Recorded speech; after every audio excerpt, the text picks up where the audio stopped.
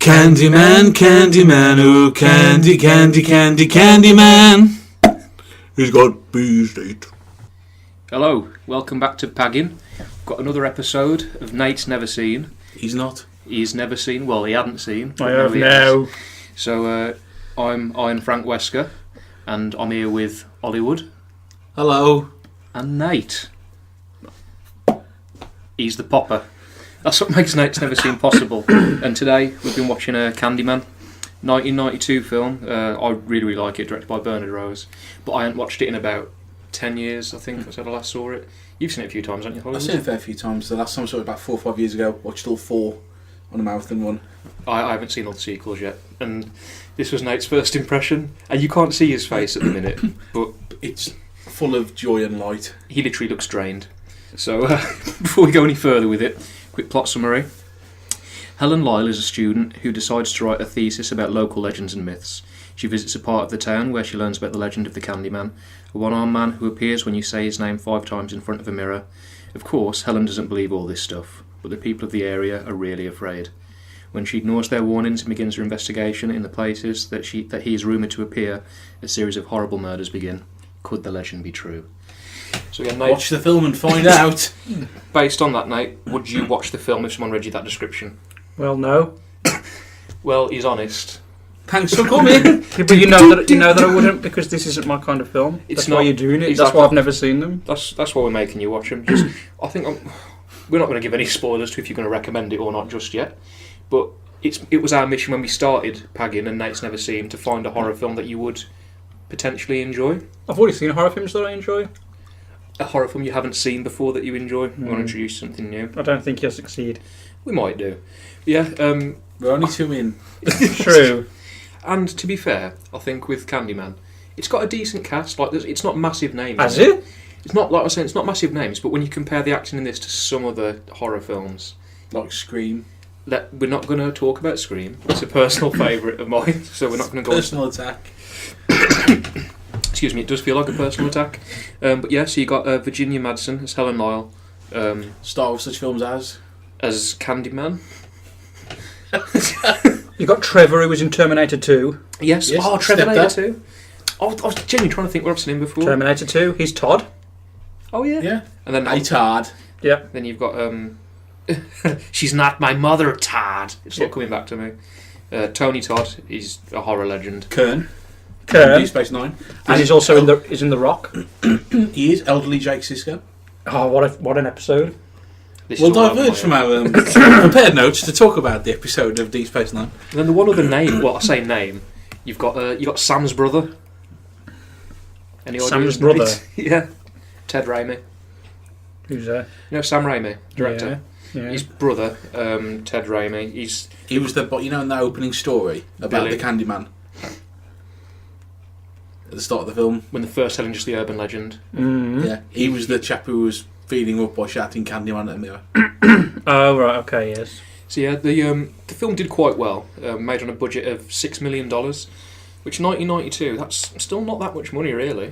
It's not a whole chunk of change, It's not. I mean, it could get you a few slices of glob, just a tad. a couple of boxes and boxes, yeah, A couple of boxes of of box, boxes of mock and a bottle of glob. That's all you need. But Ping then, goes the sailor. so okay, then just if this was made on a budget of $6 million, how much do you reckon it grossed? Well, you said it did quite well. People like the horrors, don't they? Because them saft. Them's fighting words. Let's have a guess at 20 million. You're not far off. $25,792,310. Smackaroos. Exactly. On the dime. 310 big uns. Should we get into the film? If we have to. I've got page just through a bit of enthusiasm. Let's talk about Suckmon, Call someone. as it's known in the Black Country. Disclaimer, yeah, so for anyone who isn't in either Dudley, Walsall, Wolverhampton or West Brom, Cornwall, everything, every Cornwall, yeah, anywhere in the Black Black Country, Country. the Candyman, if he was from round here, if he resided at Grondins, would be known as the Suckmon. And his girlfriend Penny Chew. Suckmon's real name is Teddy Gray, and if you are watching Teddy Gray, if you'd like Don't kill him. if you'd like to sponsor us with some suck, Just send a package to Grondins. Because we're clam to Jeth. We am clam to Jeth. Arcadata scabios. Anyway, we're diverging no from one the understands what's going on. Opening shot. This isn't going to be very impressive or anything, but I thought it was quite cool. It's like the aerial shot of the city. This is the first time it's been done in a big budget film when the camera's been that steady. Big budget film. Like it's like a film Hollywood with a film. budget. Yeah, A film then. yeah. A film with a budget. Yeah, so it was done in other films before, but the cameras always tend to be quite shaky. This was like the first one to use a specific kind of lens to make it quite steady. I thought that was pretty cool. Mm. Yeah, why not? Because I mean, The Shining was the first one to innovate with the Steadicam, wasn't it? Yeah. But I thought Rocky was. Nah, The Shining. Oh. I know Rocky used Steadicam. I don't know what came first. And then Hollywood had a bit of an epiphany during the opening of the hobo playing the accordion. Yeah, that piece of music at the start got a bit jaunty. I saw the image of a hobo playing an accordion. An accordion, isn't it like an organ? Yeah, but it just looks better in my head with him just like moving the accordion. You can't see what I'm doing the accordion movement, and I am looking like a hobo. Naturally. Two birds, one stone. Yeah, but talking about the opening music, though, like the choir song and everything, forget about the hobo accordion, but the choir, it's so good. No, it's not. It's a good score. I like I it. really like the score. Oh, I think it's terrible. Oh, it's controversy already. But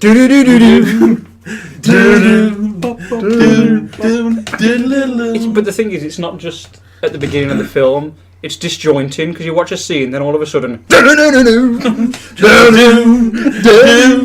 got headphones. Just apologise for that sudden burst from. But it Nate. was what's his face Glass, wasn't it? Philip Glass. Yes, Philip Glass. Yeah. Or P Glass. He was known for his minimalist scores. Though interesting fact, I believe it's this one. He did the score, but then he never gave permission to license it as a soundtrack. But they did anyway, so he sued them, and the soundtrack had to be revoked from sale. So if you've got one of them, it could be worth a few bob. Could well be. I don't know if they've cleared the rights nowadays. Obviously, years down the line, but If you're watching Philip Glass, then let us know if you did get any royalties from that lovely piece of music. Yeah, again, it's all like we touched on earlier with it going to that urban legend with Ted Raimi. But before we get there, it just shows like Candyman's got his monologue, and I think already at this point, Nate was just thinking, "What am I gonna watch?" It's like, "Why do you have blood unless you should bleed? Be my victim." And comes up with all this. And then bees attack the city. Bees everywhere. It's like My Girl, but extreme.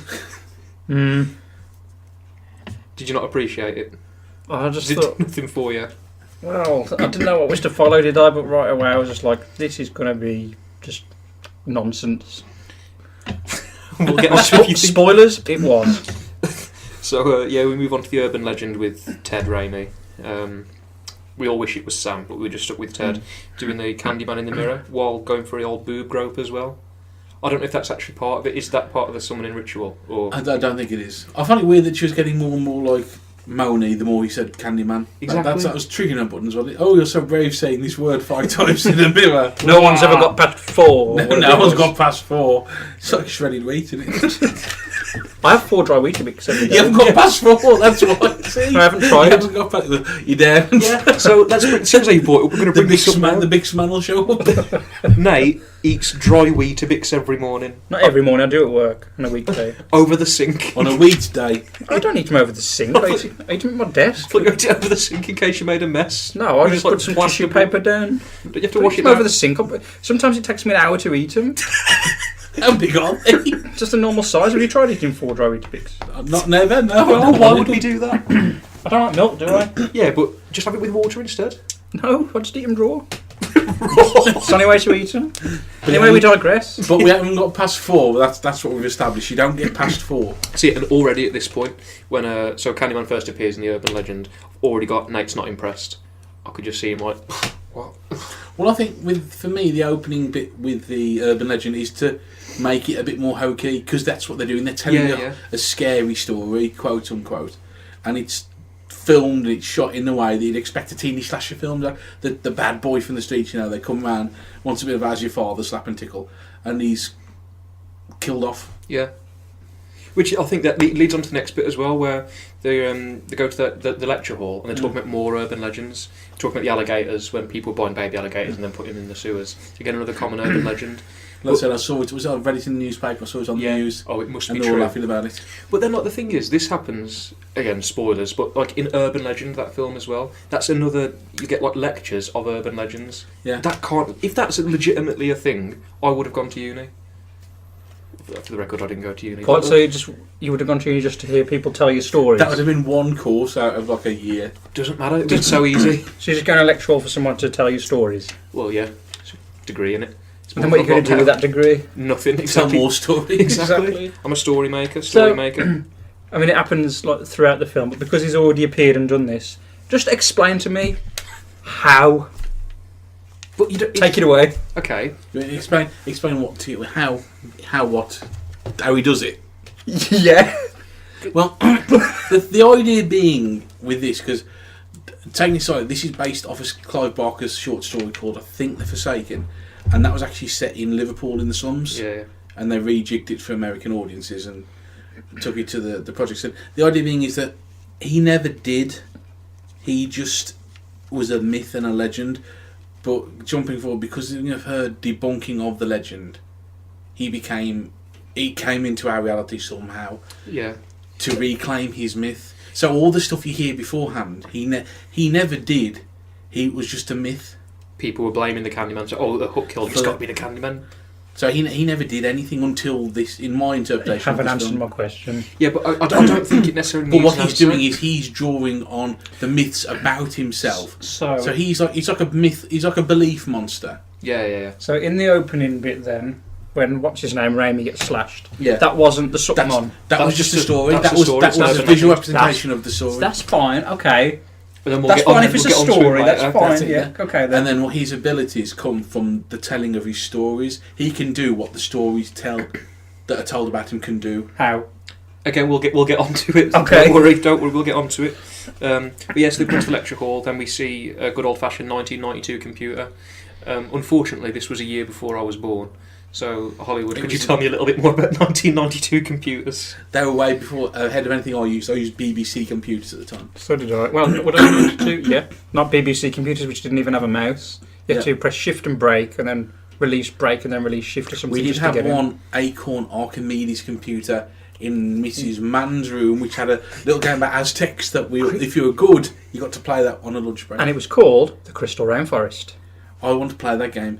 You can? I think you can. Should we see if we can play it for Grondins? I think Crystal Rainforest was the same for us. We had a couple of Archimedes computers that had 3 mouse buttons, and everyone wanted to go and play Crystal Rainforest. Amazing game.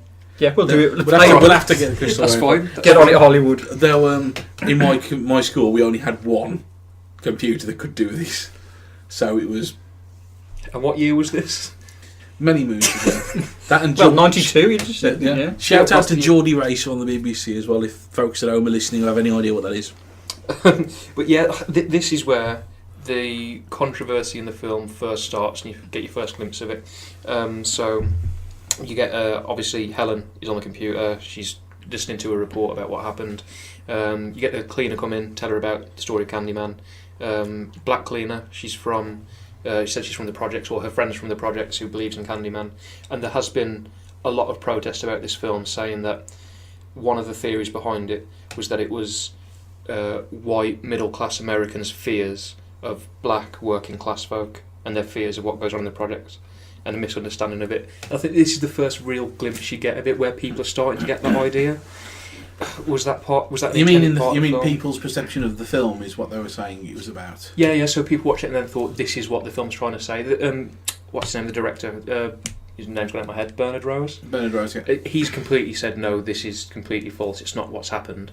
But yeah, a lot of people do seem to think that was what they're going. There are other little things. People can interpret things the way they want. Exactly. That's what it comes down to. There are other little parts throughout the film that can suggest that as well, but I don't think that was the intention of the film, but I can see how people came to that conclusion. But I think that's the first real glimpse you get of it. But yeah, I think it's more commentary when they talk about like, excuse me, a bunch of people get killed in the project, but it takes one woman to get beaten up for the police to actually take action. And they later on, that is. They specifically say that, which I think would work in the director's favour. That's more of a commentary saying, why is this the case? Yeah. He's not saying this is how it should be. He's saying, why on earth is this happening? But yeah, that's later on. So even at this point, when Helen is talking, you can already see as we know, but she's very, very sceptical. The cleaners believe 100% She is that Candyman Nate. is real. Yeah, Helen is Nate, and maybe this is Nate's future. What we've been Incarnate. watching. Incarnate. Where am you? I'm driving. Where? In car. Nate. Anyway. Yeah, well, we then go to Helen's apartment, and I really, really like the apartment. I'm just throwing that out there. Why is this film a massive advertisement for tobacco, by the way? Yeah, There's a lot. I was going to say that. There's a lot of smoking in that film. Everyone chain smokes. constantly. I mean, the restaurant scene. Everyone, I'll be like, If you're in the bath, if you're writing, if you're doing anything. If you look in the ashtray, there's just fags. if you're being fags, slashed by Suckman, then you'll have a fag as well. I'll just point out that fag means cigarette in England. Yes, it does. Just in case there's any misinterpretation, I genuinely. mean cigarettes. Yeah, so again, I found this part quite cool. So they're then talking about Helen's with Bernadette, I think the friend was called Bernie, talking about how she feels like her apartment was originally part of the project 'cause it was meant to be one of the project housing placements. And it says, look, you can see through the medicine cabinet how you can get through. And then you see, like later on, Candyman's arm coming through again. That's much later. But that genuinely happened. That's one of the bases for the film version. Is someone was killed in the projects by them breaking through the hole in the medicine cabinet. Murders were genuinely happening like that. So they built these projects, put the medicine cabinet on the wall with nothing behind it. That's why they were the housing project. They were just so poorly built. They're poorly built and cheap. They literally had a hole in the wall, stuck a medicine cabinet in. So Well, built it wasn't a down- hole. It was like a plastic like a board thin thing. They didn't have drywall. an actual hole. It was just a really rubbish. You could just break through. Yeah. That doesn't So, make any sense. murders though. were genuinely It's- happening like that. I didn't. People were breaking No. into apartments like that. And And that's why they were what so happened. slated. They used that story, that news story, for that setup in the film. See, and it was just after that I've got Nate Shake's head, so I'm guessing you were just thinking that's ridiculous. Well, I think, because I don't know if they'd mentioned it at this point, but I thought, isn't this convenient that Helen is living in the same place that mirrors like this project? It is a bit convenient. So that's a bit too convenient. She just happens isn't to be it? investigating and she lives in that place. Exactly, that's why I was shaking my head at that point. But then we'll get onto it later. But Film convenience, isn't it? we'll get onto Yeah, it but it's later. just But Contrivance. is this part of her destiny? Is But it if you were always been really her? like believing up until this point, you'd be like, oh man, this is just nonsense now. So I can buy all of this for Candyman, but that hole in the medicine cabinet or what? No, it's not the hole in the medicine cabinet, it's because that mirrors the project and she's the protagonist. Well, then the other side, it's also the commentary on well, if we can take something to the project, spruce it up, or put a lick of paint on it and charge you 5 times the amount. You can't polish a turd though, can you? Yeah. You've still got the holes in the infrastructure and all that. Well, yeah. But going back to what you were saying about Destiny, if you go right back to the very start of the film, this monologue, the whole indication is the whole thing is a setup from Candyman, arguably. Yeah, I think it is. Again, we'll get onto it a bit later, but I think this had to happen, and it was always going to. And it's here, Helen finally says Candyman 5 times, and the Todd man cometh. Bernadette didn't. No. Old Bernie. But he didn't straight away. No, he didn't appear straight away, but... Why not? You can pick and choose, Corey. I don't know. Because at that point, she hadn't destroyed the myth. Exactly, yeah. It was only when she convinced people that he's not real that he thought, you know what, let's sort this I need out. to step in to a car park. I can't remember at what point she convinced people that it wasn't. Because That'll come. Yeah, it'll get come. into that bit. But yeah... I wish people could see what Hollywood's doing with his arms throughout these podcasts. flailing around. I've pulled her off and I'm throwing it at Nate. Then we get our first very, very poor jump scare when Helen's in bed. There were jump scares in this film. Yeah, exactly. Like Helen's in You bed. can tell by the chord And then of the music when it goes. Trev just appears at the bottom of the bed and leaps into bed. Yeah, all the drunken music Trev. goes. I just think it was. And why would you be hiding at the bottom of the bed for so long? He did say he was drunk.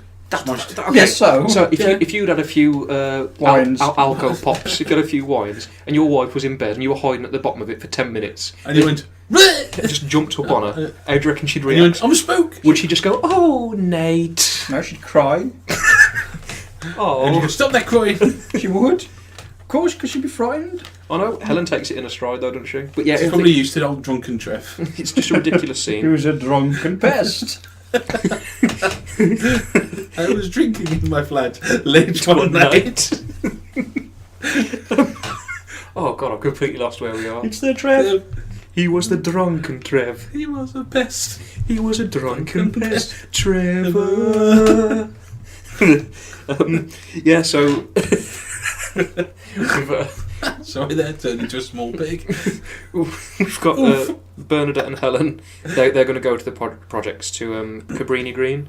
I wouldn't go there in a billion years. They're two middle to upper class American, well dressed, smart women wandering into the middle of the projects. Yeah, but they did say that we're looking like police officers. So maybe that they did that because they knew that they probably wouldn't be messed with. Exactly. I knew you were thinking. Well, it's obvious anyway, but I knew you were thinking it because literally the second Bernadette says, "Let's go back," when they're in the car, you were going, "Yes, go back. Don't go to the projects." It's not going to end well for him. But I think it's weird that it's literally a short car drive away, but like you said, it's worlds apart in it. Yeah, the divide. 8 blocks. The divide is so massive, but it's like, what, a 15-minute drive? But that's it's like going from Metropolis to Gotham. Kind of. Kind of, I guess. And then, as you obviously pointed out when we were watching as well, the first people we see in the projects at Cabrini Green happens to be men on a mission. Men on a mission. Shout out to Mabel. If you are watching Mabel and Mo, I don't know what you're talking about. You never liked the new generation era of WWF, no one did you? The new generation of WWF. Okay, you know Viscera? Yes. Before he was Viscera, he was part of a group called Men on a Mission. Was he massive still? Yeah. Yes. And he you was know those tracksuits they were wearing? When the shell suits? Yeah, they literally wore those exactly. Purple and gold shell suits. Shell suits all the way. Men on a Mission. It was Mabel and Mo, wasn't it, the other one? They got stars galore, You're going to see a show like never before. Okay. Shout out to WrestleMania. Yeah, won King of the Ring. But anyway, we digress. We like a digression. Again, we had, you were saying there were jump scares in this film, but there's another one. You meant to have a Rottweiler jump scare, where they're going through the apartments, and then his name Anne-Marie first opens the door and the Rottweiler's just cujoing all over the place. That's meant to be another jump scare again. So I don't think any of them are effective in this film, though. I think on the big screen in the dark, you'd jump. I probably would, because I jump at most things. It's a loud noise, isn't it? If this is still all like a myth at this point, yeah. Why is sweet written everywhere? Sweet, small sweet, sugar for my honey. It's because it is still a myth, and the person we see later on in the toilet, like with the book and everything, they are the myth. They're just making it live on, make people believe there's something going on. Because I think they say sweet, small sweets, and then it's like sugar for my honey bees, and then also sweets for the sweets when she finds the candy with razor blades in it in that abandoned flat. That's another myth. That never actually happened. There was a thing in America where people saying they're getting candy with razor blades in it and it was killing kids. That never happened. It was never proven. But that's just another urban legend. Yeah, but there has been pins in Habbies strawberries. Yeah, Habbies. Yeah, there has been. Yeah. Yeah. It was that from Australia, was it, or something? I think it was. I can't remember. I want to say Australia or New Zealand. But then they caught the woman that did it. She was a disgruntled employee. She was putting safety pins in strawberries. Yeah, it was Australia. Yeah, strawberries. That was like in the last 6 months or something. Yeah, in strawberries. No, not the fruit. I thought you meant like a sweet or something. No, like literally in fruit. In the fruit, in the strawberries, and then the Australian government took it extremely seriously, and I can't remember exactly, but they compared it to like murder or something. If only we had an Australian subscriber. If you're watching, Matt Static, g'day. Can you confirm the safety pin strawberry story? And were you involved? Please let us know. Were you involved? Australia ain't that big, is it? Surely you must know them. No, it's not that big at all. It's about the same size as Gornal, innit? We all know each other here. They all know each other there. That's why they call everyone mate. Exactly. But yeah, like we were saying, how Bernadette, I think she believes in the myth more so than Helen does. Maybe not 100%, but she is not more sceptical. She believes it more, and Helen's more sceptical. But she still has genuine concerns as well. When she's like, when they're in the abandoned apartment. Well, I would be looking in that place. My last concern would be an unhanded boogeyman spitting bees everywhere. I'd be much more concerned about the gangbangers who've been shouting up the stairs at me. Exactly. I'd be like, bring on the Candyman. Or tweaking junkies. Exactly. Bring on the Candyman much more than the tweakers. That's what Bernadette even said. She says, why are you going to go to that medicine cabinet? What if you find a load of drugs? What are you going to do? Give them your credit card and say, sorry? It's like, no, she wasn't talking about a credit card. She was being sarky. Her card, because she gives people a card. This is my card. She didn't mean a credit card. She meant like give her like a... Tell us about the Candyman. Yeah. But yeah, that's another point. So they were filming in Cabrini Green. I don't know if that's the real place of it, but that genuinely like is a proper project, and it's like run by like gangs and everything. It's where were all the people? Well, all the gangs, the camera crew and the whole production company had to get permission from these gangs who run these like projects to say, can we film? They said, yeah, you can do it at certain points, and we're going to be on set. We're going to be around watching. No one got harmed, but on the last day of filming, when they were there, the production van, someone shot a sniper. Someone had a sniper on top of the project and shot the van. I think it was just like a warning, like, we've let you do this, now just leave and clear off. So now you've got to go. So they were literally sniping them. And that's legit, that's not anything made However, up. Tony Todd threw his specially trained bees at them and won. We had a hook, didn't he? He did. He had a hook in one hand, bees in his gob, and he was off. See, that's why it's a good job we had Tony Todd, because I was going to get onto it later. But Good job we've got him. But I'll mention it now. You know who was originally meant to be Candyman? Jeff Goldblum. Close, not really. Eddie Murphy. Yeah. He was originally going to be Candyman. Is it going to be a comedy film then? No. But then I think because when they were originally producing it, and then all of a sudden he just became one of the biggest stars in America. Yeah. And then nowhere they could afford him. And then also they wanted someone more physically intimidating. That's why they said Eddie Murphy's 5'9", and it's like this wouldn't really work. When you think Tony Todd, I think he's legit 6'4", 6'5", and he does have a brilliant presence. I think Tony Todd. He's got the voice, the stature, the yeah, but they amped his bees. voice up. That's not what he really sounds like, you know. I know what Tony Todd said. Tony, ignore him. He don't know what he's talking about. Get back in the kitchen, Tony. You don't need to. Yeah, Tony, go on. Have yourself some glob. That's it. You don't have to look there. it's only polite though, isn't it? You make eye contact the attacks. So where were we? So yeah, they're in the abandoned apartment, and then she climbs through the mouth of Tony Todd. Did you like the big graffiti? It was there. I like that scene. Cool. First time I ever saw that film, that really creeped me out. I don't know why. I just thought the way it was when it just has that pullback, you see it crawling out the mouth, that screaming mouth. I was just like, oh. It was it's a very, very cool visual. I just thought, yeah, it was there. And then I think after this as well, when we see Anne-Marie properly, and they starts talking to Helen and Bernie, what I was mentioning earlier about the whole class race conflict. That becomes more apparent there. When she says something, I can't remember exact phrasing, but the only white people we see around here usually give us trouble or something like that. Something along those lines, or they don't think too kindly of us. Something like that. And again, so I can see why people think maybe that's what the film was showing, but again, don't think it was the intention. I genuinely think the intention is just to show how different their worlds are.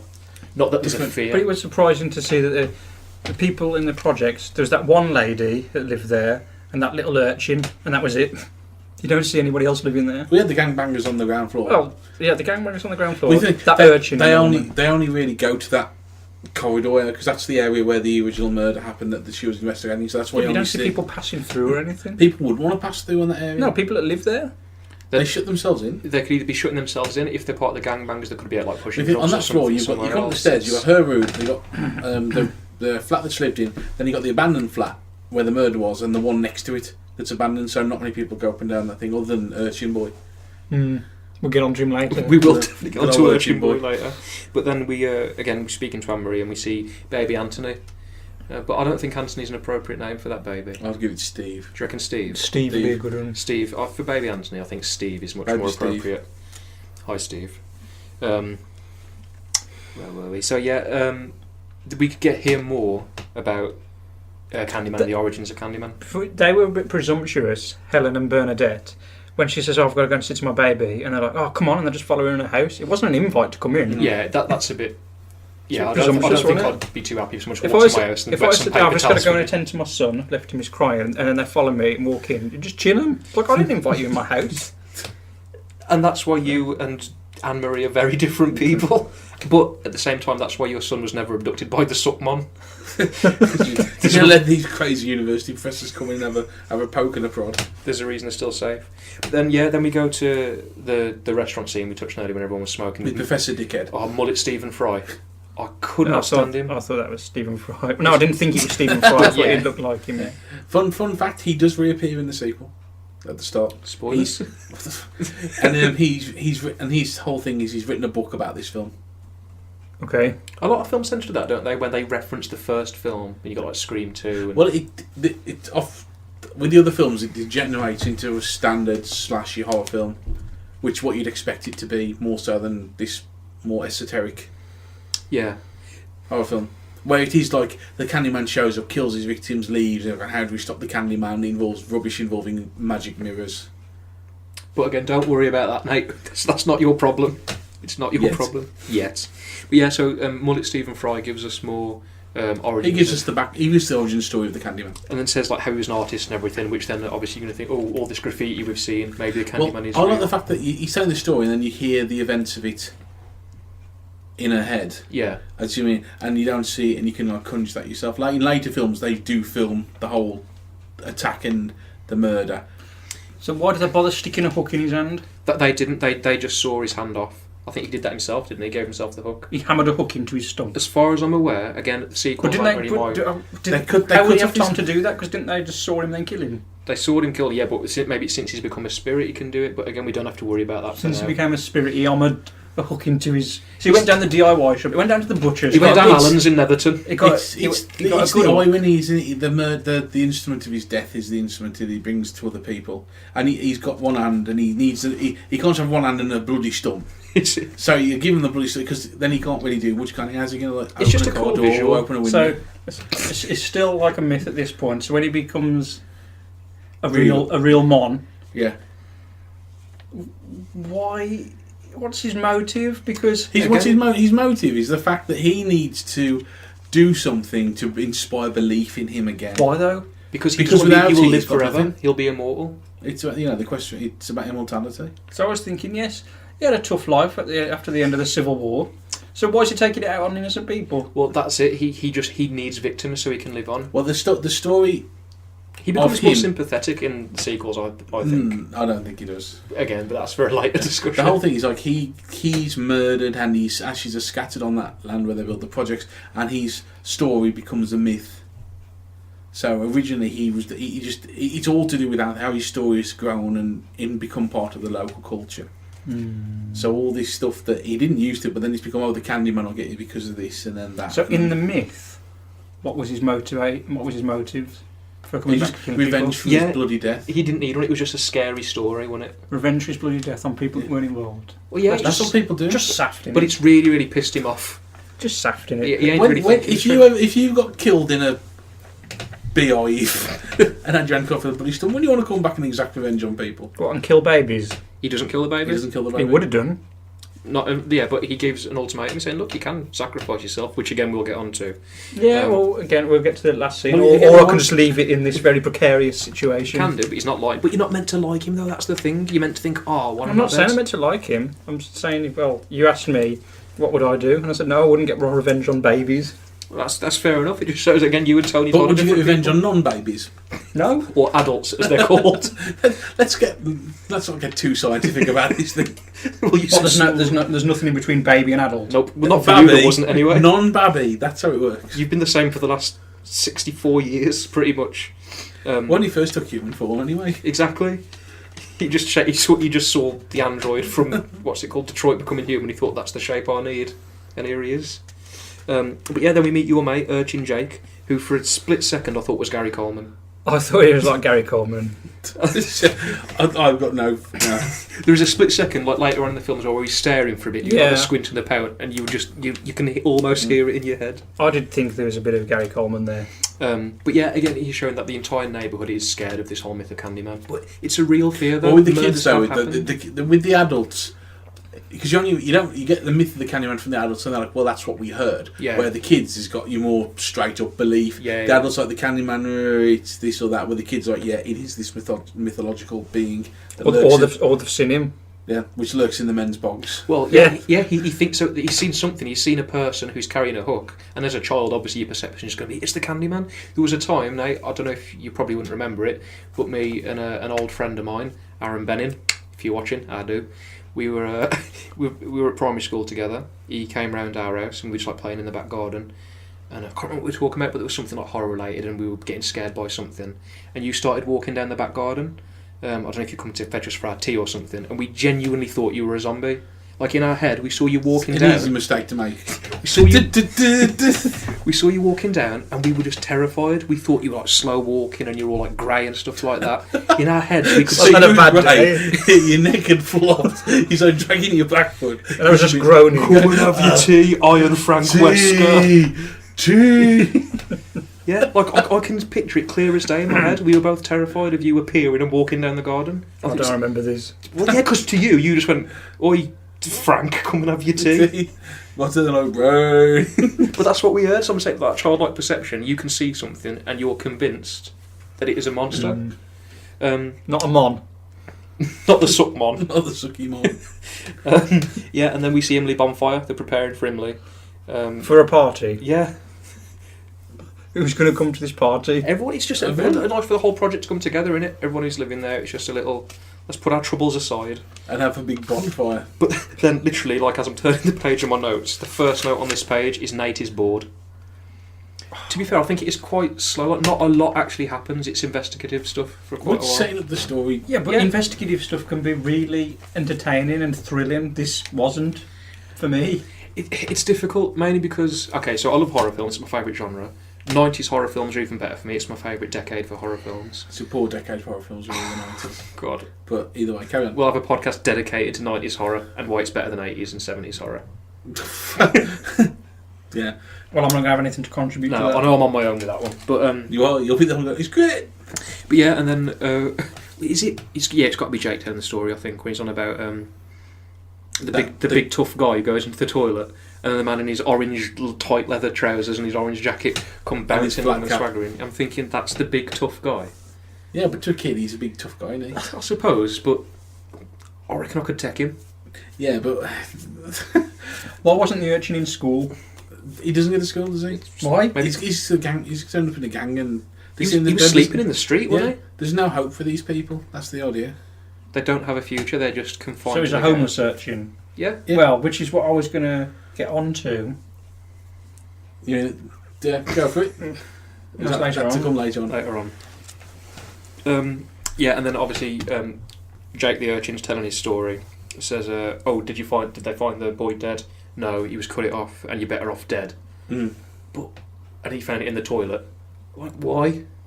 Why was it just cut off and left in the toilet? Because again, that's just a story. There's no evidence that that's a real thing. True. Because if you look at it, the person who screams after the kid is meant to be the woman who was found dead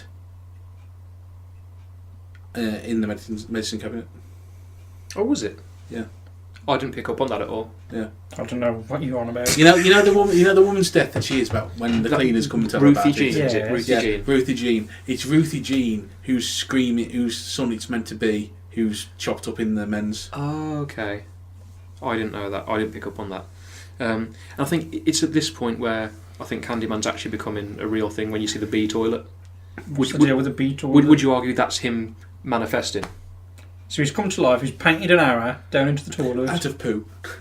I think it's a poo arrow. I thought it was blood. I thought it was blood as well. There was poo in the corner. I thought it was poo. I thought it was blood. It looked too brown and so goopy. Somehow he's magically come to life, drawn an arrow saying, "Look at my bees," in the toilet. Yeah, because he's now raising awareness. Maybe that's the wrong word. Be aware. But he's making himself known. How does he manifest the bees? Bees are living things. Yeah, but these are he's spiritual pot bees. Man pot beehive, isn't he? Oh, beehive. You're really selling this. That's the sting in the tail. And then you really didn't like this bit when the chap walks up behind Urchin Jake and then just looks at him and goes, "Candyman." Doesn't he run off scared? Don't kill me! No, I think it's fear and awe. Did me and Aaron Benning run off when we saw you as a zombie? Someone shambling down the garden. Well, no, we couldn't run. It was just oh my god, I can't believe this is happening. Well, I think that kid's probably seen him before, because that's the guy going around saying he's the Candyman. Yeah, well, I know exactly. So he'd be terrified of him because he knows what he does. Or unless he knows he's not going to get him himself. I don't know. It was like, I think the kid should be more scared. I do agree with that. It's meant to be a creepy scene, and it's a Candyman. And then you're not meant to know if it is actually Candyman at this point anyway. But then obviously we see it's not. But then when they get Helen in the toilet, they've got that far. Why not kill her? This is what I was going to say. You've got a hook, and they just give her a black eye. I thought they had killed her because you see the hook. He goes up to the face, but then he turns it round. If you look at it, he hits it. You can't see it, but he sort of curves it round so that. Why? Yeah, I agree. It's stupid. Send a message out. Yeah, but he knows they're going to get caught for that. He knows. And she even says, "She's like, my team know I'm here." Yeah, and he knows that if he's like hurting a white woman in that area, he's going to get the police. So exactly. Why it was a stupid thing to do. You could just be an idiot. Well, he walks around with a hook. Yeah, well, there you go then. Killing folk.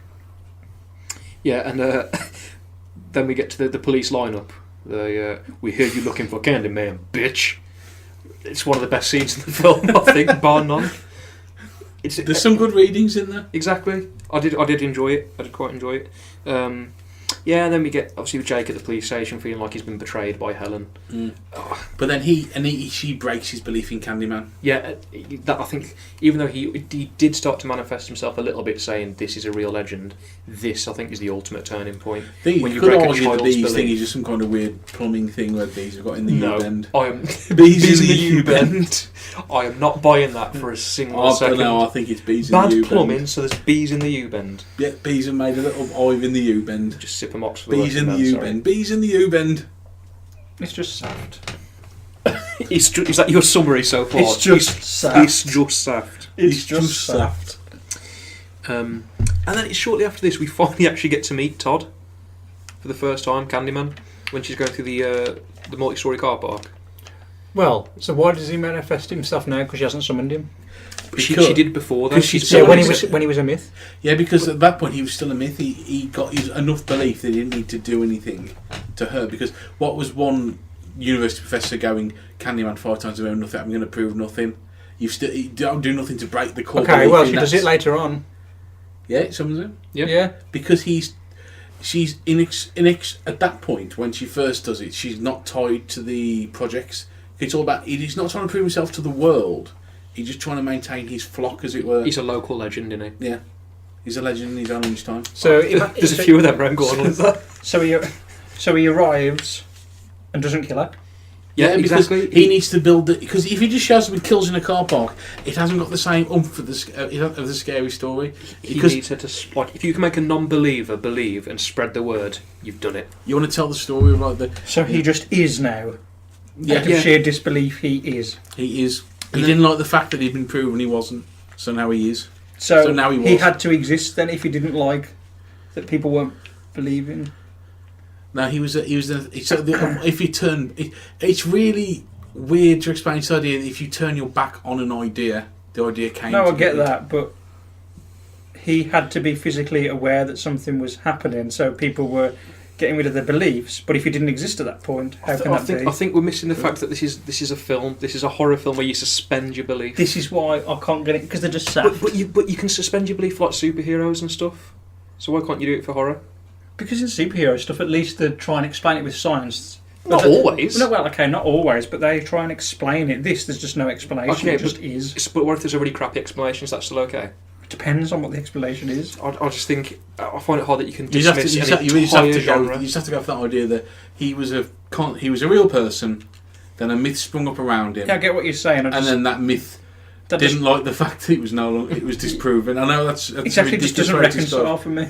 But that's what the basic idea is. You've got to suspend your belief and just think, it's entertaining, it's cool, I don't need a reason. But the thing is, I wasn't entertained either. No, I get that, like, it's not going to entertain everyone, but I don't think everything needs a reason and a thorough explanation. No, everything doesn't need a reason and a thorough explanation, but at least you need to have some kind of idea. There was an explanation. He was a myth that didn't like being disproven, so he came to life to go, no. How can a myth not like something? He didn't. Magic. But it's like Paul Daniels. Paul Daniels doesn't like being disbelieved. If you say Paul Daniels in the mirror 5 times, then McGee shows up. Yeah, it's you with a rabbit. I think so. I've never tried it. I'm too scared. Don't get past 40. I can get past 4 Daniels. 40. That's why we only have 4 pies. Exactly 4. But yeah, this again, like I think this is a cool bit of trivia. Again, it's legit. So the actress who's playing Helen, for the scenes she's in with Tony Todd, with Candyman, she was hypnotised for a lot of the scenes, and she was given like trigger words. So she'd react to certain things and to try and like evoke feelings out of her. And I think you can kind of see it in the just way she like acts around him sometimes. But why do they need to do that? Because they wanted to try and make a. Yeah, but if she's a decent actress. Yeah, but it's just a next level thing. Then you just do that anyway. It's next level. They wanted to try and make it more. That's a bit demeaning, isn't it? Saying we don't think you can. Well, she did ask them to stop. And even in the end, the director was like, "Maybe we've gone a bit too far with this. Yeah. We've hypnotised her, and now she's terrified of Tony Todd." So they're like the after show party and everything. Oh, all right, Virginia, how you doing, me old mate? Murderer! Battered out under the table and the cocktail sausages.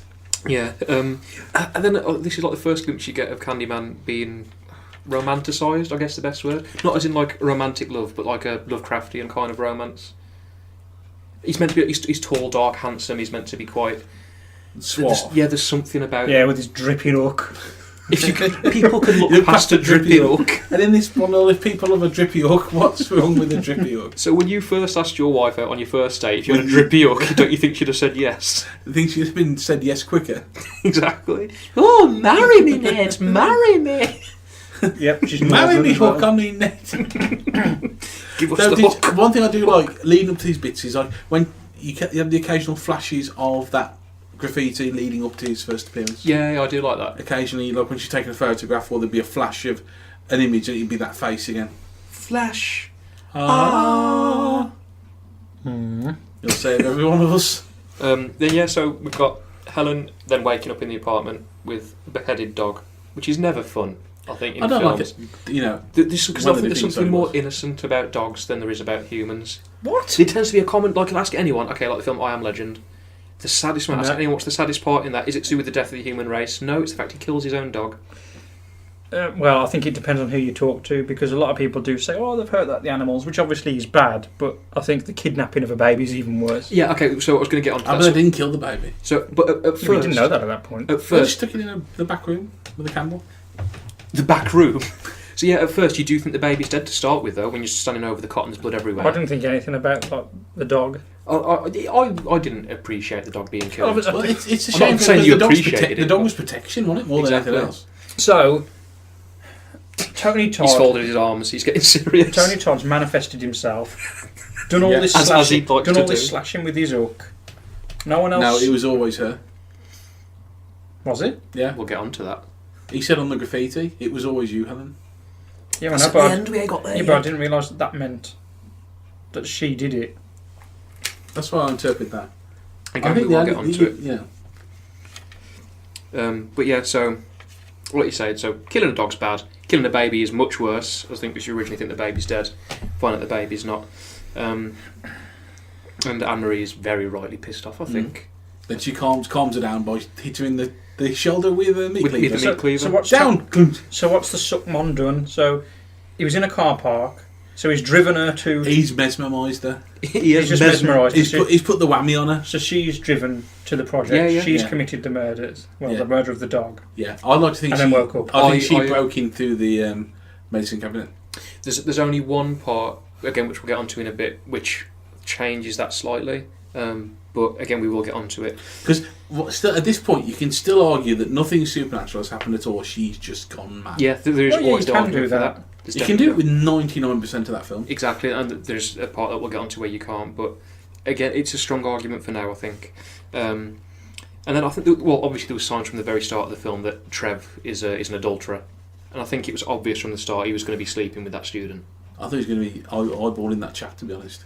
The big one at the start, Yeah. Harold, I think his name was. Eyeballing Big Harold.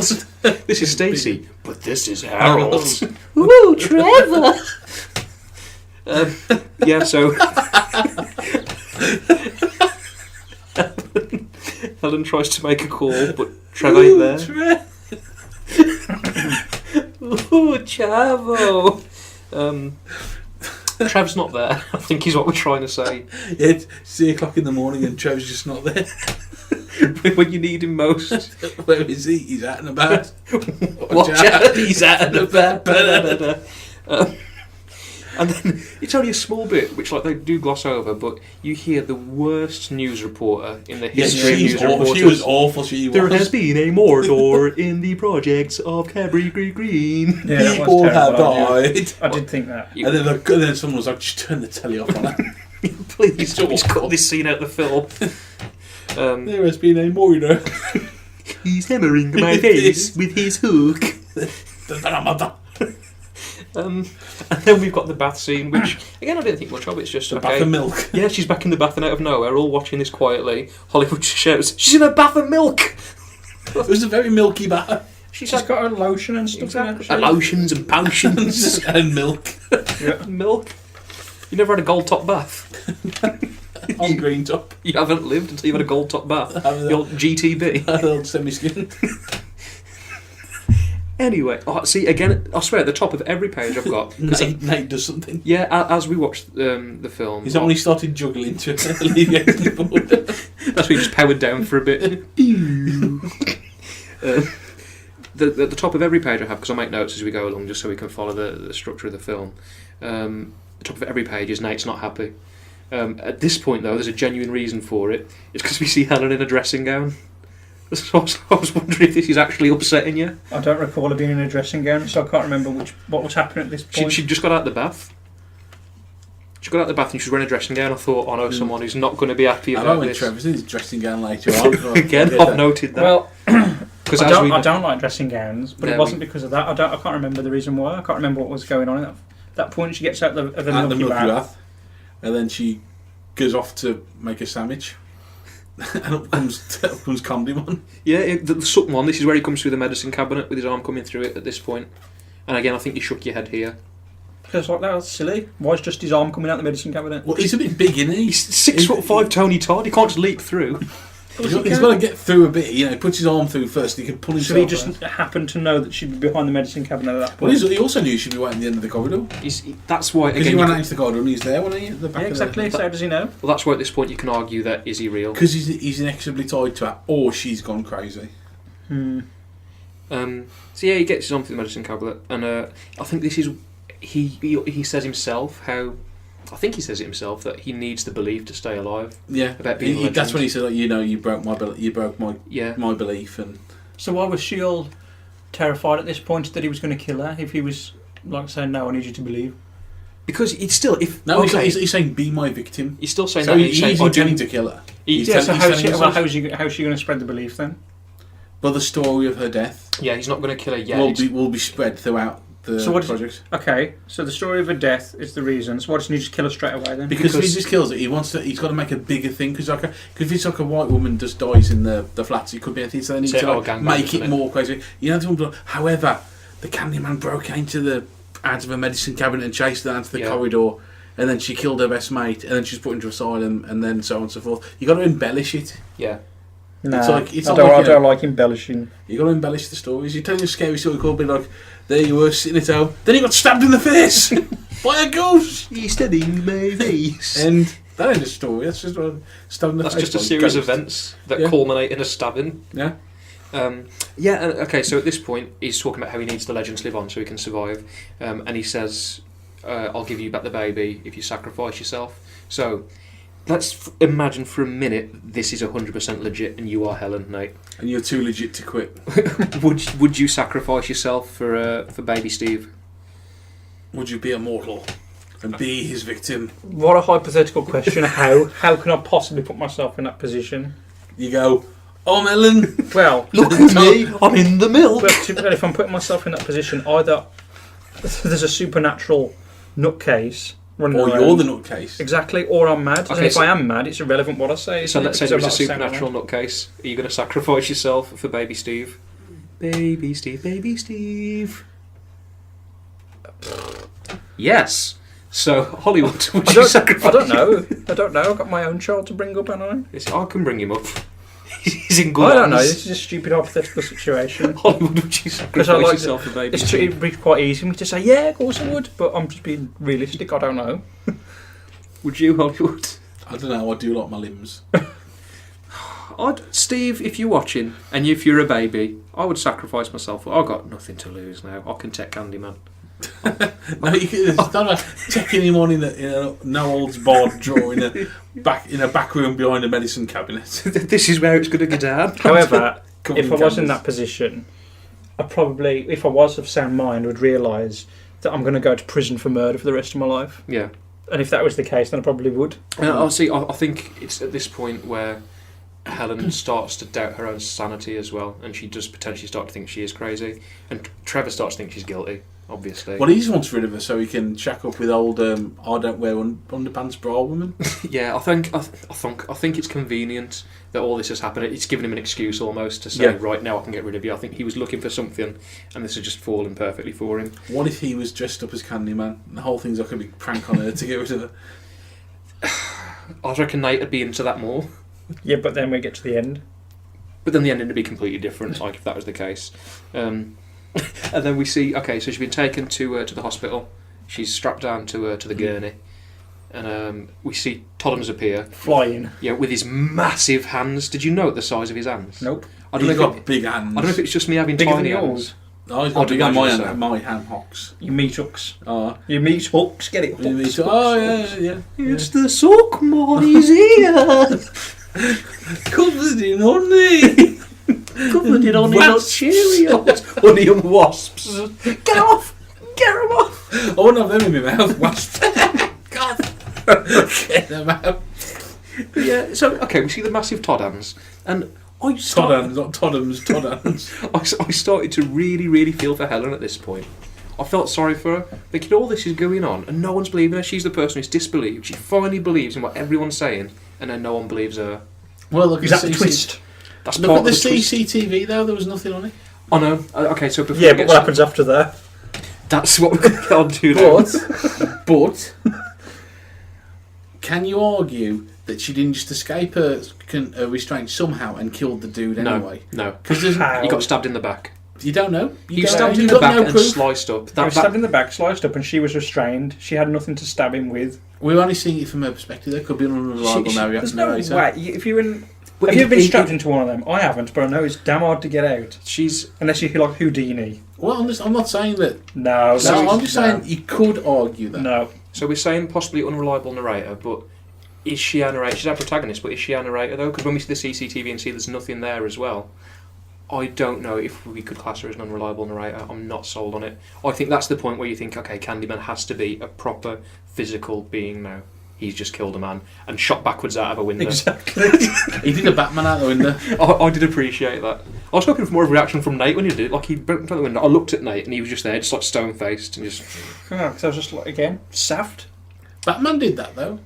Yeah, but this ain't Batman, is it? We're not Yeah, doing- but Batman did that in Dark Knight. He went whoop. Yeah, but out he the uses window. grapple hooks and stuff. Well, Did he use his bees? He's the suckmon. Probably. Teddy Gray uses the bees. It takes him back. Just use Cheerios and wasps and out he went. Also, you didn't approve of this bit. I don't know if you Shouldn't approve. I don't know if you shook your head or not, but when it shows you baby Steve in like Candyman's apartment, Yeah, because I was thinking, well, how long's that baby been there? Is the suckmon looking after him and caring for him, changing his nappy he's giving him feeding? some money. so there's that. But if it is Helen, Helen's going back and caring for this baby. If you're making that argument, Yeah. which again Well, you're not to know at this point. Thing is, Yeah, the baby's been in that room for a month now. Exactly. That's the point, yeah, because Helen has been locked away for a month. So Candyman's got to be real. Suckmon exists. suckmon is nurturing this baby. So he's getting him food, changing the nappies. Can you imagine? Just Suckmon with his hook, changing these nappies. That's whistling gonna be away. odd. That's a talent. He's got massive hands. Maybe that Exactly, helps. so He that- can that's what I was just- thinking. But what this would he be point. whistling? He could be whistling anything, couldn't Could he not be whistling his music? he? He could. You know what the theme Exactly. tune's just gone out of my head. Go on, And me. do it for me, Hollywood. Mine's gone as well. Oh God! But- if anyone knows the theme tune, quickly sing it to us. But yeah, that's what I was thinking. This baby's just been left alone for a month, and He's got some candles. the Suckmon is looking after it again. So this just completely shatters the point that the thought that it could be her going insane if he is nurturing and tending to this baby. So then we've got to believe that there's an invisible flying Suckmon that appears. He has his name spoken in the mirror five times. Bursts through the floor, slices up a psychiatrist, and then shoots backwards out a window. Yeah. Exactly. There's nothing no wrong more with that. arguing about, it could be this, it could be that. I agree with Nate to an extent on this, that I think the Suckmon is real. Like, not okay in the realms of the film. I don't actually believe in him, but I think the whole unreliable narrator thing isn't plausible at this point. But again, it's open to And there interpretation. was a That's point. why there's three of us doing it, isn't it? And there was a point when I was thinking, why would you do this? When she was climbing out the window, banging on that for the nurse to let her in, and she was like, an yes, escape okay, patient. come on in. Yeah, an escape patient who. I'm not a legend again, Ellen. Everyone's going to know that she's in there for first degree murder. Every staff member. And she just pounces on her, bonks her head, steals a suit. Not her tights though, she left her tights on. But yeah, I did think that was a bit ridiculous. So yeah, just Saffness territory all the way. So then she goes back to her old apartment, finds Trev in his dressing gown, which again you could see Nate's oil was boiling at this point. It was And he rising. slicked his hair back as well, and he'd gone proper villain. Exactly. His eyes just turned red. It was bad.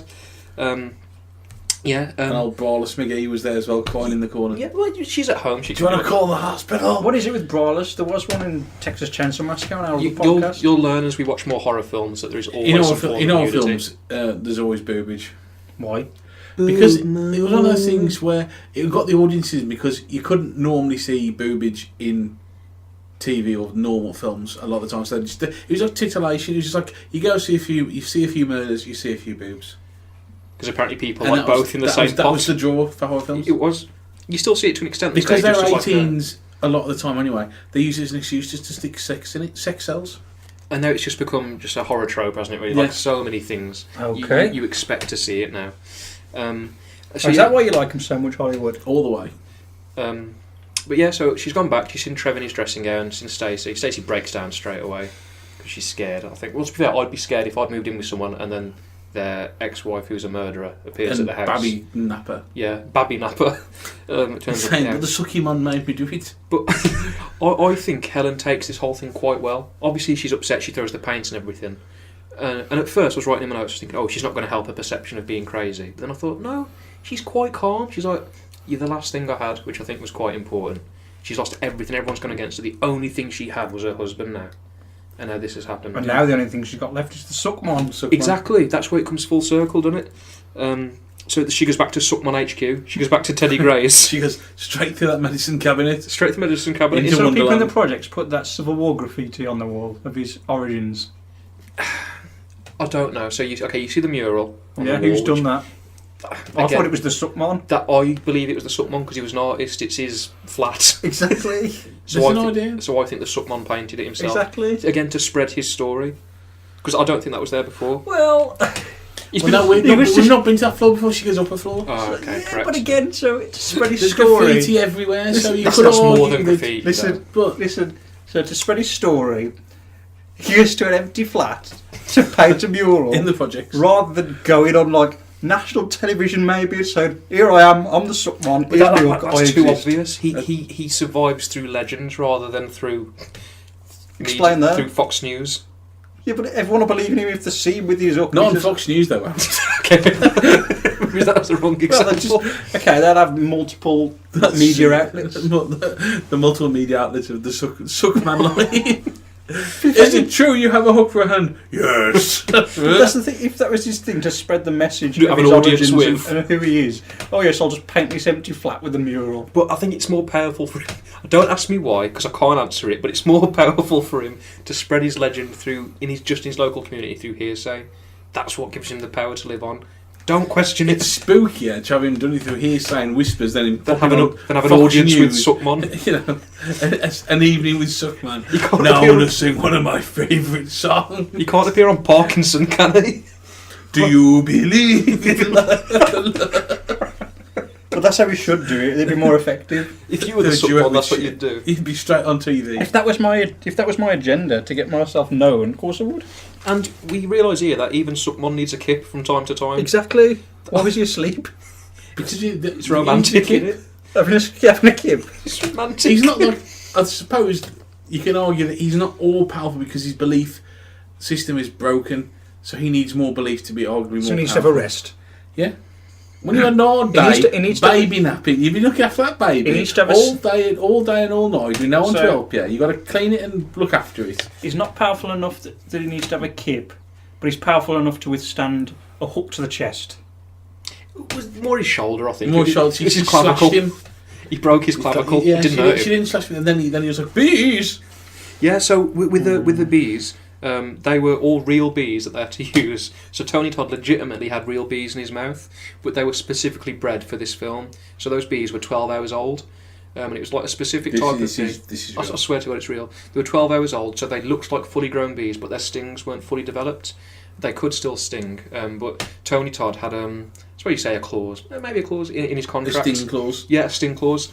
So how many times he got stung? He got $1,000 for every sting that he had. How did he prove how many stings he got? You can see like little welts and stuff. If you not inside. Yeah, it's turning cheek out in it. for the record, I just turned my cheek inside. I'd be like, just look at my cheek, like how much money that is. Yeah, white gold. He got stung 23 times. So just for having a few 12-hour-old bees in his mouth, got 23 grand for that. On the flip side, Virginia Madsen is allergic to bee stings, so they have to do all the scenes with ambulances just standing by. Yeah. I don't know why she agreed to the exactly film. why did she agree to do it? She could just anaphylactic shock death. Maybe they snuck the bee scene in later on. When she didn't expect it. You know, Action! like, Bring on the bees! So they actually did that bee snog then. Yeah, so the bees were really on her and everything, but Yeah. again, that's why they're specifically... He didn't like mouth-to-mouth bees, or he sort of just went... But it didn't look past bees mouth-to-mouth. But yeah, they could still sting, but it's not very potent, because they're only 12 hours old. But they but if you're allergic to him, you still have anaphylactic shock. Yeah, that was a real risk. That's why I think they had like... So just have buckets of I'll take adrenaline. 7,000 heroes. EpiPens on standby. Yeah, and then it's at this point, again on the mural, we see It's Always Been You, Helen, which leads us to the is it her doing the murders? Well, as It's we've already also- established, no. And it's also pointing out that she's arguably the reincarnation of the one he fell in love with. That's that's what it's saying. That's why I think that's it a bit worries. convenient, isn't it? I just think it's at this It's point... contrivance, isn't it? Convenient. It's But that's not The harkening Shining. back, it's harkening back to the opening of the film, though, isn't it? When he talks about... Like, So you're saying doing because things. she's the reincarnation of that lover, that she's drawn to these legends, that's why she wants to study them? It's a Could be. cycle, yeah. But it's obviously The Shining, isn't it? You've always been the caretaker. I don't think it's intentionally. They were the vibes I was getting. I was getting think shiny it's, vibes. But we've already established that Sukmon is real and she isn't mad, based on the psychiatric hospital. See, and they're then looking after the baby. speaking of the baby, appears back at Imley. He's Why? He's in the middle of Imley bonfire. Why does Sukmon put him on the bonfire? Because he knows that Helen's going to go there, then him, Helen, and the baby can be together, and that's it. Circle's complete. Why do you need the baby? His family, It's isn't it? family. It's the baby that he never had. He wants his Because family remember, now. the reason he was killed is because he got past Helen pregnant. Yeah. And people couldn't Yeah, I accept know it. that. So it's the family he never had. So he was going to Burn them all together. And die again. Yeah, but their But legend their would be legend immortal. would give them immortality. And I think as well, when you see Helen going through Himley bonfire, Jake, Anakin Skywalker style. not quite yet, but Jake sees the hook, so automatically. So boom, Jake that's it. thinks the Candyman, Candyman's but this real. ties into a little bit later on. Is there anything you want to say about the bonfire before, or With a bonfire, apart from the Anakin Skywalker thing. On that. So they were all going to have something else actually. They were all going to have a party, and the urchin says, "No, we're going to set this on fire now. Let's get some petrol." because they're scared of the Candyman, so they're going to destroy it. They're going to try and kill him because they think the Candyman is like responsible for all these deaths in the area. And And now the kid's seen him. He's like, "Oh God, the Candyman's real. We're going to destroy him." Yeah. So they saw the Sukmon. They saw a hook. He saw the hook, and he makes the assumption that it's the Candyman. Which I think is Candyman's plan all along. He knew that was going to happen. And so they had buckets of petrol / gasoline on standby. Oh yeah, because they were going to burn it at some point. Yeah, they're going to burn it anyway, so they just do it. Again, going back to Himley, they prepare for that for ages before they light it, don't they? I know, yeah, but these are just rough sleeping urchins. Yeah, but they've still got this it is ready their to burn event. it. This is their event. So yeah, when they're actually in the bonfire, this is one thing that I didn't really like. So the fire started. They're all in there together. Baby Steve, Sukmon, and Helen. And then Helen stabs him with a fiery stick and trying to escape, and that is killing him.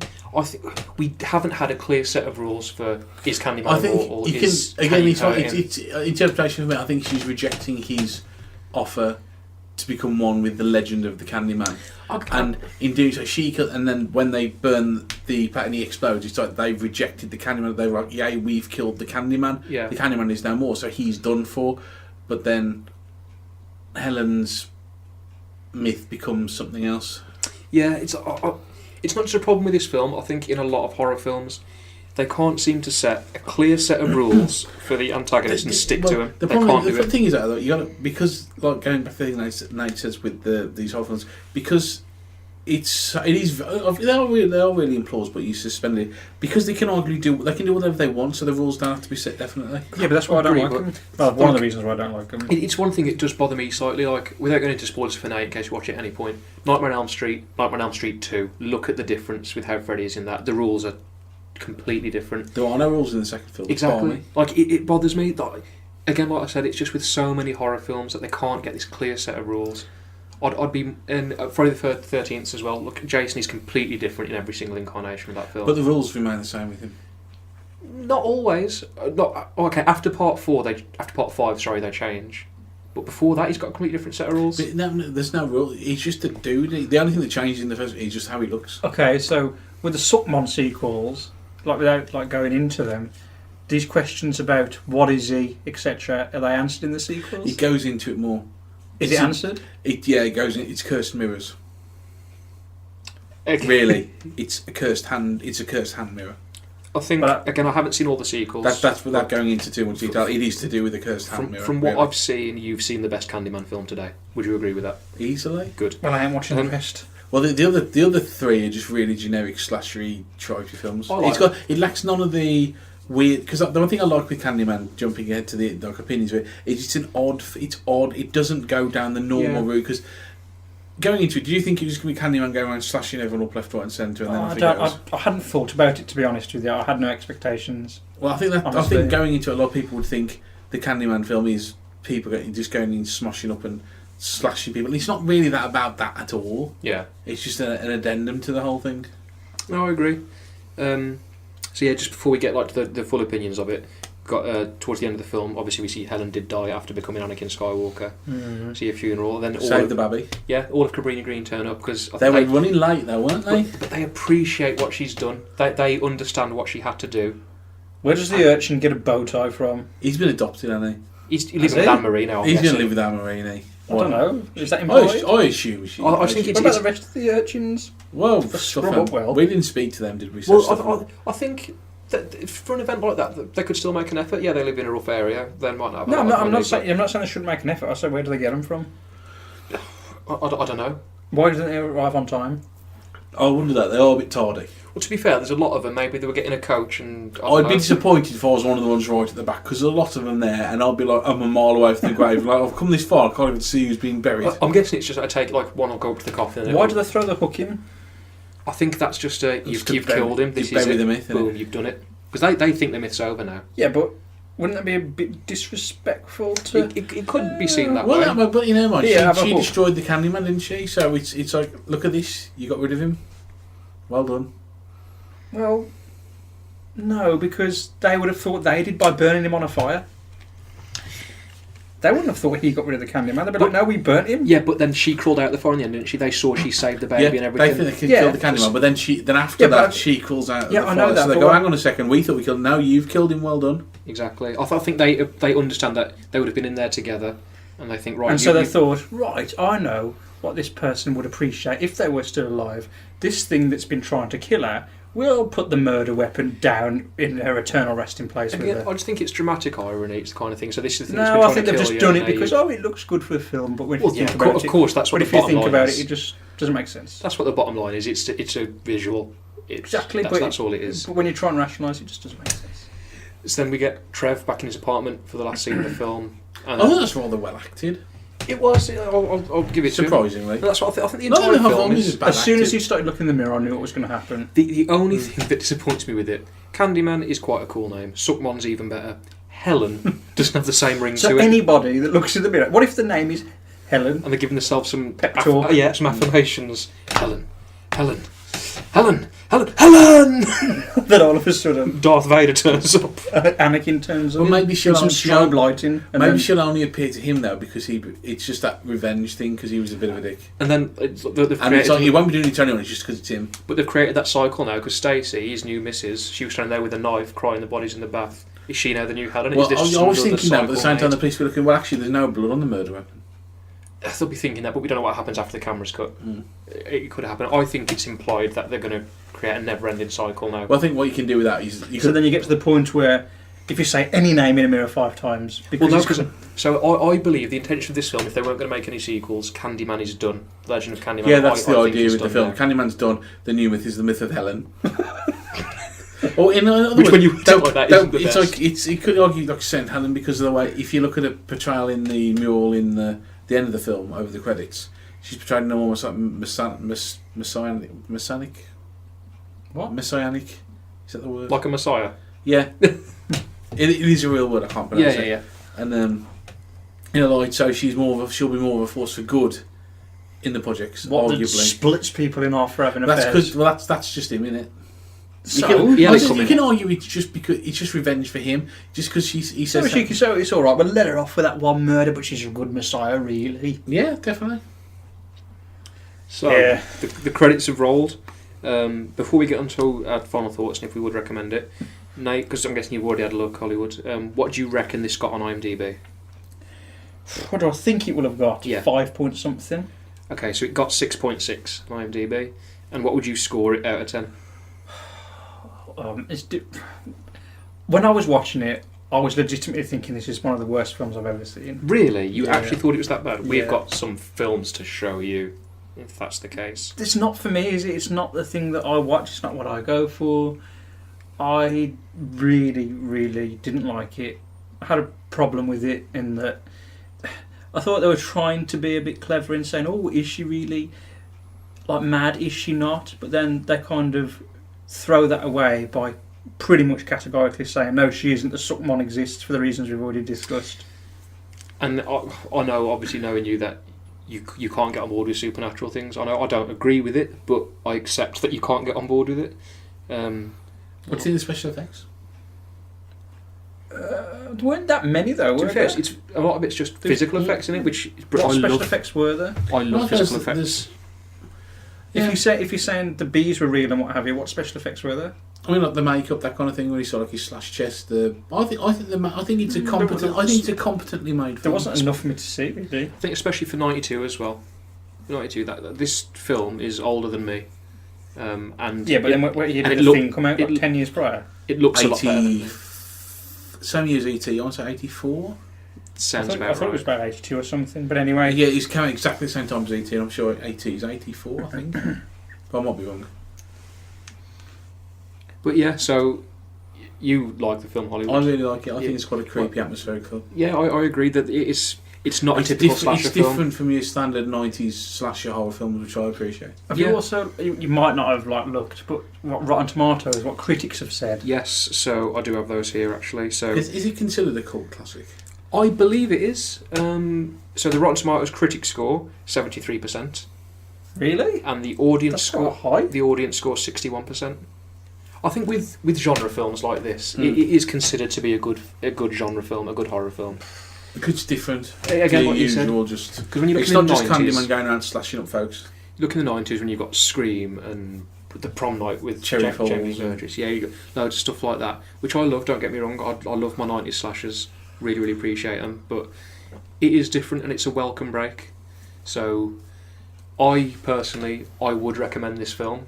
Hollywood, would you recommend Candyman? Definitely, if you want to see a different horror film, especially if you're a fan of the 90s horrors and you're not seen it, I'd highly recommend But it. who would you recommend it to is the question. Everybody? Well, that's a difficult question to answer. I would, simply because I really like this film. So will you say everyone should see this film once in their life? Yes, I If- would. I would say if you're interested in horror films, you can't go wrong by watching this. Yeah, as a horror film, there is nothing wrong with this as a horror film. I know as just a film, Nate will disagree. So. I think it's one of the things. Well, it's one of these horror films where you know one in it. You know, well, you're just an idiot. Bar one or two moments when you're wandering around the prospect. It's not like it's the ones where like you're going back into the queue. She's an idiot for going into the prospects. That's just more because of danger. The prospects? The prospects. They're like dangers of being like stabbed. Yeah, But the rest of the film, you're like, oh, don't go in the dark. He's waiting for you. exactly. Yeah, There's none of that. So obviously, I'd recommend. Hollywood recommend. Nate, we know the answer, but would you recommend this film?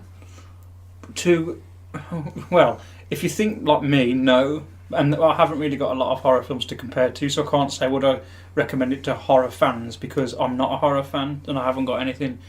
I haven't got much to compare it to, so I didn't like it for the reasons I've already mentioned. That's fine. And I think we touched on it before we started recording. Actually, saying how it was a successful film to an extent, quite a successful film actually, but it had an impact throughout wider society, I think, as well. Yeah. When This came out, it was a whole thing at school. Like, oh, you say Candyman 5 times in Tremor. Yeah, I remember people saying that when I was small as well. I grew up in when the I was 90s. small.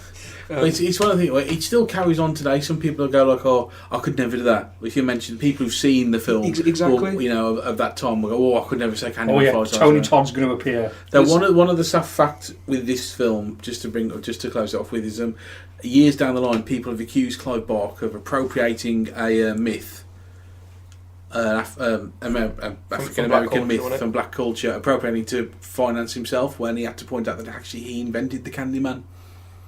So people were legitimately just trying to claim a story that he'd invented, thinking, "Oh, it's just a way to make money." He's appropriated their cultural mythos to make money. Nicking off with the Candyman, he's all actually invented the Candyman.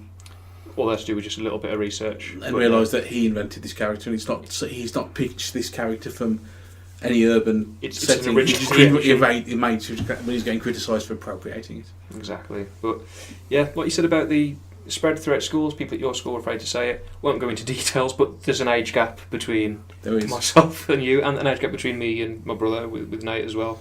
And even from my generation, I think generations younger than me, there was still that, I bet you won't say Candyman 5 times in the mirror. It's lasted. You not watch me?